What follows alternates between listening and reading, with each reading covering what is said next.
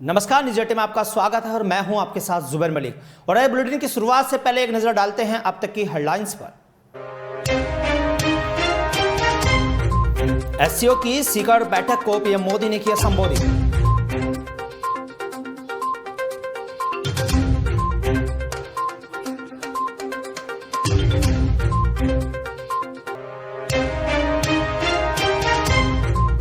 और विश्वकर्मा जयंती के आयोजन में पहुंचे अखिलेश यादव ने बीजेपी पर बोला हमला।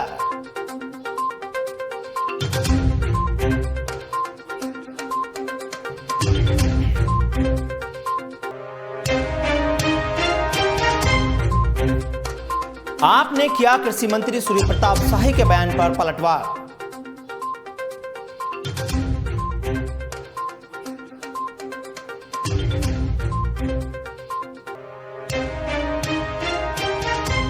शाहजहांपुर में एक प्रेमी प्रेमिका की जोड़े की गोली मारकर हत्या कर दी गई।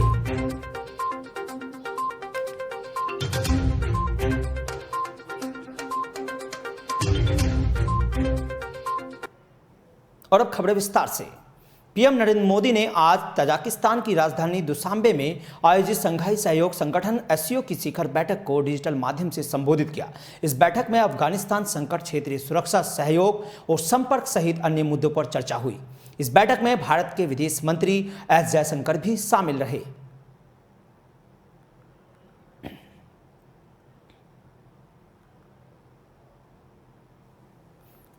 उधर विश्वकर्मा जयंती के अवसर पर लखनऊ में एक कार्यक्रम में पहुंचे यूपी के पूर्व सीएम अखिलेश यादव ने विश्वकर्मा समाज को संबोधित करते हुए कहा है कि अगर यूपी में सपा की सरकार आई तो वो गोमती रिवर फ्रंट पर विश्वकर्मा मंदिर बनवाएंगे। उन्होंने इस दौरान यूपी के बीजेपी सरकार पर भी जमकर हमला बोला है। अखिलेश यादव ने कहा है कि बीजेपी की सरकार ने विश्वकर्मा समाज के लोगों के लिए कोई काम नहीं किया है। बीजेपी ने प्रदेशवासियों से झूठे वादे किए हैं। यहाँ हमारे विश्वकर्मा समाज के लोग हैं, छोटा मोटा कारोबार कर लेते हैं, दुकान है, कारोबार है, बाजार में अपना कारोबार करते हैं। कोरोना के बहाने हमारा सबका कारोबार बंद हो गया, हम सब लोग घरों में कैद हो गए, अर्थव्यवस्था चौपट हो गई। और जो अर्थव्यवस्था उस समय चौपट हुई आज भी पटरी पे नहीं, अब धीरे धीरे पटरी पे आ रही है।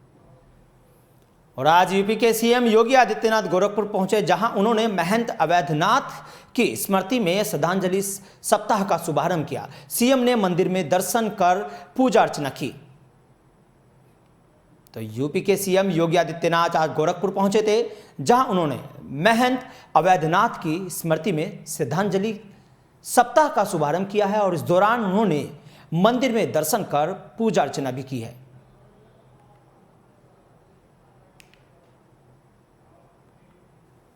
और कृषि मंत्री सूर्य प्रताप शाही ने दिया था बयान, हर घरेलू बिजली उपभोक्ता को मुफ्त बिजली देने का वादा कर यूपी विधानसभा चुनाव जोर आजमाइश कर रही है। आम आदमी पार्टी को कृषि मंत्री सूर्य प्रताप शाही ने आड़े हाथों लेते हुए गुरुवार को जारी प्रेस बयान में शाही ने कहा है कि केजरीवाल प्राइवेट लिमिटेड को यह तो मालूम ही होना चाहिए कि गरीबों व गाँव में रहने वाले को, किसानों को योगी सरकार ने कितना ध्यान रखा है।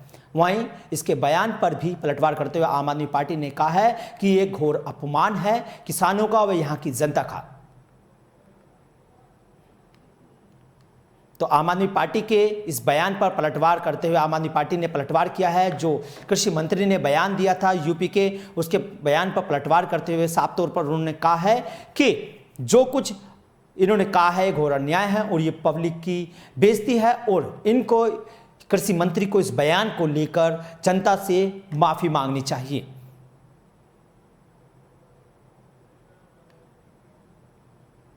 प्रदेश की जनता तो मेहनत करके एक एक पैसा टैक्स का जमा कर रही है और प्रदेश को 5.5 लाख करोड़ रुपए इकट्ठा करके दे रही है। उस 5 लाख करोड़ से मंत्रियों, अफसरों और नेताओं की घर की बिजलियां जल रही हैं। उस बिजली का वो नेता पैसा नहीं देते, जनता तो सारा पैसा दे रही है। अगर हमें लगता है कि 5.5 लाख करोड़ में से टैक्स देने वाली जनता को भी सुविधा के रूप में कुछ थोड़ी बिजली मिलनी चाहिए, इसमें जनता की क्या गलती है? जनता मुफ्त को कहाँ से हुई? तो मंत्री जी को अपने इस बयान को वापस लेना चाहिए। ये बहुत ही एक घटिया बयान है, ये निंदनीय बयान है और प्रदेश की जनता का इस अपमान करने के लिए उनको माफी मांगनी। यूपी के मुजफ्फरनगर जनपद की सदर तहसील के पिन्ना गांव में तैनात एक लेखपाल वेद प्रकाश का इन दिनों सोशल मीडिया पर एक किसान के रिश्वत लेते का वीडियो जमकर वायरल हो रहा है। इस वीडियो में लेखपाल वेद प्रकाश किसान से जमीन की एक फाइल पास करने के नाम पर 1000 रुपये की रिश्वत लेते हुए दिखाई दे रहा है, लेकिन इस मामले पर अभी तक रिश्वतखोर लेखपाल पर प्रशासन के द्वारा कोई भी कार्रवाई नहीं की गई है। फिलहाल इस पूरे मामले पर एसडीएम सदर दीपक कुमार का कहना है कि मामले की जांच तहसीलदार को सौंप दी गई है और जांच के बाद ही इस मामले में कोई कार्रवाई की जाएगी। हाँ, इस संबंध में यदि भी कोई शिकायत अभी नहीं आई, केवल एक सुमित मलिक हैं जिन्होंने कहा है कि मैंने फ़ोटो खींचा है। किसी का लेने वाले का शिकायत नहीं है, किसने दिया है उसके संबंध में जांच लेखपाल वेद प्रकाश है, उनके संबंध में जांच तहसीलदार साहब को दिया है और तहसीलदार साहब से रिपोर्ट मांगा है। सर क्या पता लग पाया कहाँ का वीडियो? शाहजहाँपुर के थाना गड़िया रंगीन क्षेत्र के नोगावा नरोत्तम गांव में एक प्रेमी प्रेमिका की गोली मारकर हत्या कर दी गई है। मामला ऑनर किलिंग से जोड़कर देखा जा रहा है। वहीं पुलिस का कहना है कि तथ्यों की तलाश की जा रही है। जल्द ही घटना में शामिल लोगों को गिरफ्तार करके जेल भी भेज दिया जाएगा।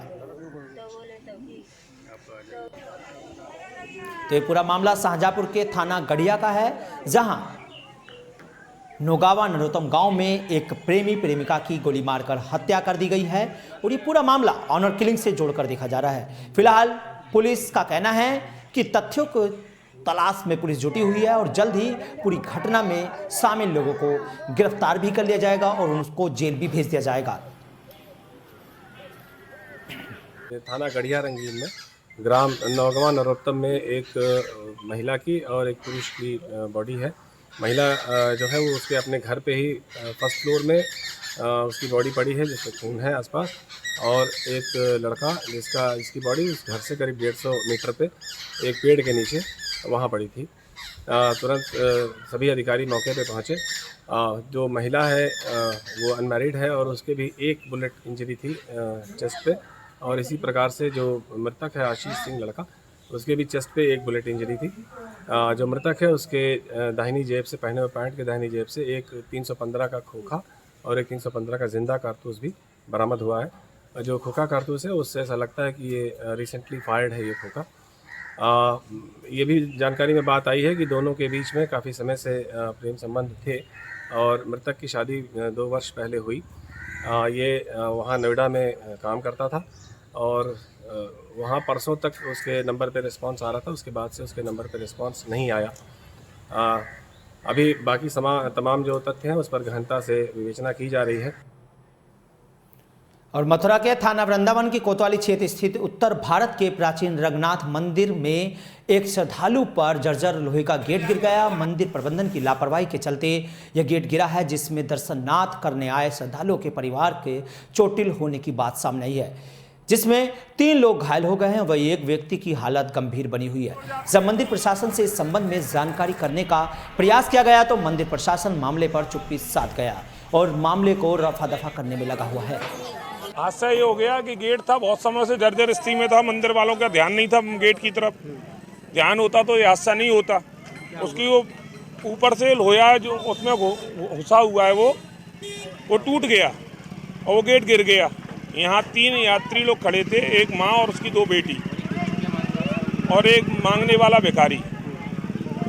तो चारों लोग उस गेट के नीचे आ गए। अगर यहाँ विप्र समाज नहीं होता तो शायद एक लोग क्षति ज़्यादा पहुँच जाती और एक आध मर जाता। किस मंदिर का गेट है ये रंगनाथ मंदिर का गेट है, सोने के खंभे वालों का। तो ये जो घायल हो गए उनको कहाँ ले गए हैं? मायावती हॉस्पिटल ले गए उनको उपचार के लिए। तो ये पुराना जर्जर था, इसकी शिकायत किसी ने करी थी मंदिर में? नहीं, शिकायत वगैरह किसी ने नहीं की। ये तो मंदिर का काम है, देखने का काम है, देख रेख का। मंदिर का बहुत कर्मचारी लगे हुए हैं पूरे मंदिर में, कम से कम ज़्यादा नहीं तो 200 कर्मचारी होंगे। पहले से जर्जर अवस्था में था ये गेट? हाँ, पहले से जर्जर अवस्था में, थोड़ा बहुत तो पहले से था। और शामली जनपद के कस्बा थाना भवन में स्थित पंजाब नेशनल बैंक की ओबीसी शाखा पर स्वयं सहायता समूह के 2 दर्जन से ज्यादा महिलाएं खाता खुलवाने के लिए पहुंची थी। महिलाओं का आरोप है कि बैंक कर्मचारी पिछले काफी समय से उन्हें कोई ना कोई बहाना बनाकर खाता न खोलने के लिए मना कर देते हैं। वहीं आज भी जब वह बैंक पहुंची तो बैंक कर्मचारियों ने उनके साथ अभद्रता का व्यवहार करते हुए उन्हें वहां से भाग जाने के लिए कहा, और जिसके बाद बैंक के बाहर ही महिलाओं ने हंगामा करना शुरू कर दिया और बैंक में ताला जड़ने का प्रयास किया। हंगामा बढ़ता देख मौके पर पुलिस भी पहुंच गई और तस्वीरें भी हम आपको दिखा रहे हैं कि किस तरह से महिलाएं बैंक के बाहर हंगामा कर रही है। यहाँ पे हमारी 20 साल की पत्रावली को जमा है। यहाँ पे कुछ हमारे बचत खाते खुले हुए हैं। यहाँ से हम यहाँ आवे महिला को लेके आवेंगे और ये बोल देंगे कि यहाँ पे खाते खुल नहीं रहेंगे। कभी मना कर देंगे, कभी अपना नेट बंद बता देंगे यहाँ पे आके। पर महिला रोज डेली आती है, रोज 200, 300, 400 रुपये यहाँ पे लगे हैंगे। रोज महिला इसी तरह से परेशान हो रही है यहाँ पे आके। 2 साल हो गए चक्कर काटते काटते सारी महिला आएंगी और इसी तरह से परेशान होकर जा रही है। ना तो हमारी सीसीएल की पत्रावली यहाँ से पूरी हो रही है, एक भी ना पास कर रहे हैं, ना खाते खोल रहे हैं, हमारे कुछ नहीं कर रहे वे। किस समूह ना पैसे ही निकाल रहे हैं। किस समूह की महिला हो आप सब? मैं जय श्री राम स्वयं सहायता समूह की महिला हूँ। कितने दिन से परेशानी हो रही है? यहाँ पे 2 साल हो गए पूरे। आते हैं, हमारा जो काम है वो काम नहीं होता तो हम सर को बोलते हैं सर हमारा काम करो, जो हमारे खाते बंद है खाते चालू करो, जो हमारी 20 साल की फाइल है वो पास करो।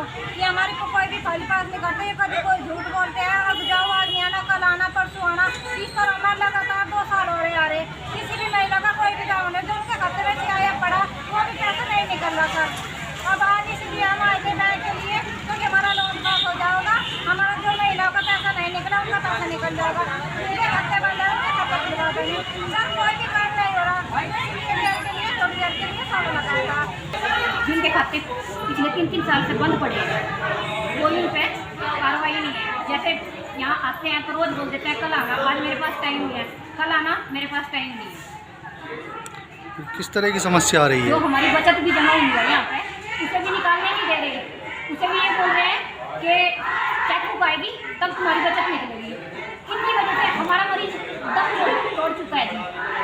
किस समूह की महिला हो आप? मैं सरस्वती की कितने लगभग महिलाएं हो आप यहाँ बैंक पर?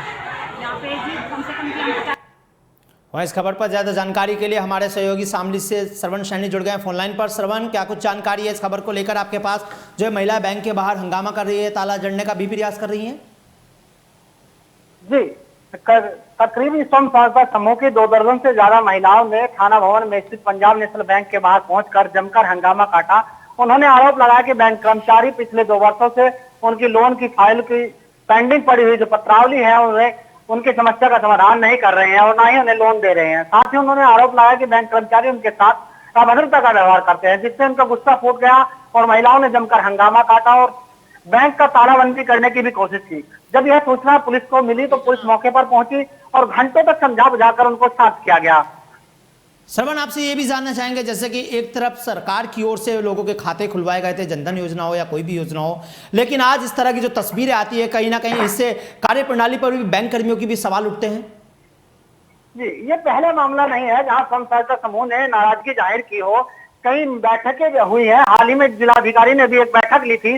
पीएनबी बैंक की जो समीक्षा बैठक हुई थी उसमें भी काफी जिलाधिकारी ने नाराजगी दिखाई थी बैंक कर्मचारियों के रवैये को लेकर। तो वहीं स्वयं सहायता समूह को लेकर जहां सरकार तमाम योजनाएं लागू कर रही है, सरकार जो है ग्रामीण स्तर पर महिलाओं को काम देने की बात कर रही है, लोन देने की बात कर रही है, लेकिन जब ऐसी तस्वीरें सामने आती हैं तो इस पर जो है बैंक कर्मचारियों की मंशा पर भी सवाल खड़े होते हैं। श्रवण, आपसे ये भी जानना चाहेंगे, जब इस तरह की तस्वीरें सामने आती है तो क्या उसके बाद भी प्रशासन कोई इन बैंक कर्मियों पर कार्रवाई नहीं करता है?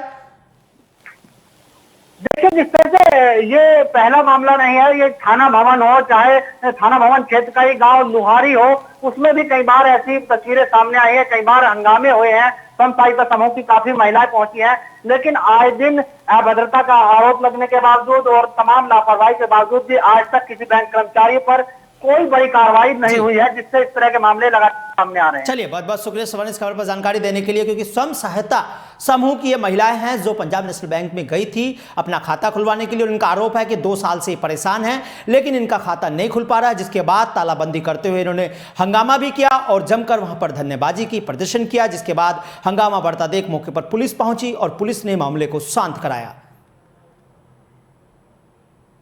उधर गाजियाबाद के थाना सिहानी गेट इलाके में न्यू आर्य नगर इलाके के एक यूज्ड कार शोरूम से स्कॉर्पियो कार की लूट की घटना सामने आई है। गाजियाबाद में कार टेस्ट ड्राइव के बहाने शोरूम पर कार्यरत कर्मचारी को हथियार के बल पर कार में बंधक बनाकर स्कॉर्पियो कार की लूट की घटना को बदमाशों ने अंजाम दिया है।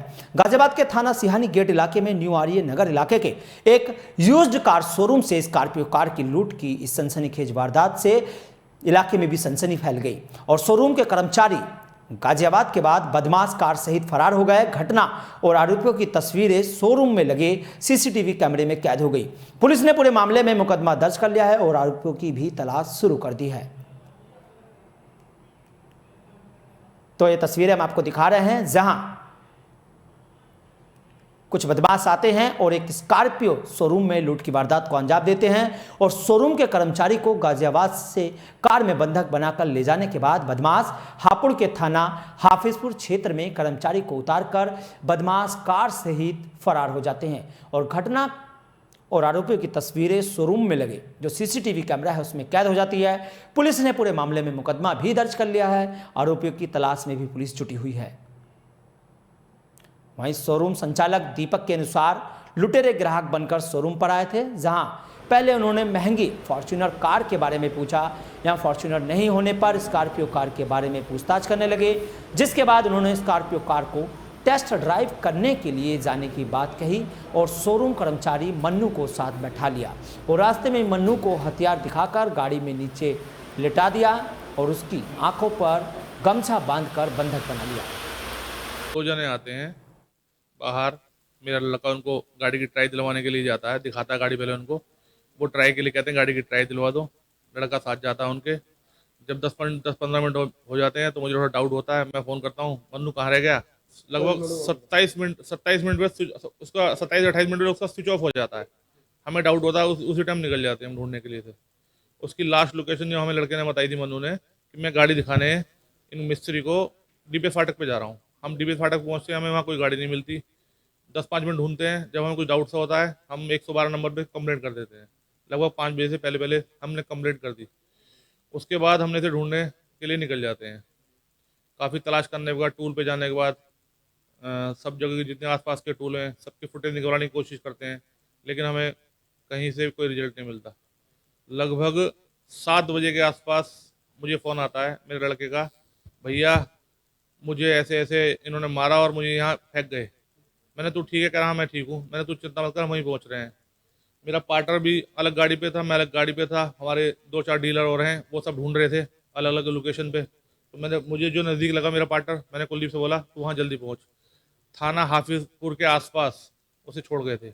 वो पहले 2 बंदे थे, उनका एक बंदा वहाँ पर खड़ा था आर्यनगर चौक से थोड़ा पहले, वो भी नाबालिग सही था। वो भी उसको वहाँ से बिठाया और मेरे को ये बोलने लगे कि ये हमारा छोटा भाई है, इसको हमने स्कूल से बुलवाया है गाड़ी देखने के लिए कि हम ये गाड़ी परचेस कर रहे हैं, तो ये भी देख लेगा। क्या ठीक है, कोई दिक्कत वाली बात ना है। मुझसे कहने लगे कोई दिक्कत वाली बात नहीं है, घबराओ मत, हम तुम्हारी गाड़ी लेके कहीं नहीं जा रहे। फिर उन्होंने मुझसे कहा कि खाली रास्ता किधर का है। मैंने कि ये रहा। कह रहा हमको सस्पेंशन वगैरह चेक करना है। सर वो मेरे को वहाँ एक जंगल एरिया में ले गए थे, कहने लगे कि इसको यहाँ पे मार दो, मार के इसको फेंक दो, इसको ले जाने का कोई फ़ायदा नहीं है। तो मैंने बोला, मैंने हाथ जोड़े, उनसे रिक्वेस्ट की, बहुत पैर भी पकड़े कि मुझे क्यों मार रहे हो, मैंने क्या बिगाड़ा है आपका। तो फिर वो कहने लगे, फिर इतने में ही वो मुझे भाल ले आए और भाल ले जाने के बाद में फिर मैं जैसे जगह देखने लगा, उन्होंने मेरे को एक थप्पड़ मारा और मारने के बाद फिर मुझको गाड़ी में बिठा लिया, फिर बांध लिया। फिर उसके बाद में मुझे नहीं पता, मुझे उन्होंने उस वाले टोल पे उतारा था, टोल से पीछे। और इस बुलेटिन में फिलहाल इतना ही। देश से प्रदेश की तमाम खबरें देखने के लिए बने रहिए न्यूज 18 के साथ। फिलहाल मुझे दीजिए इजाजत।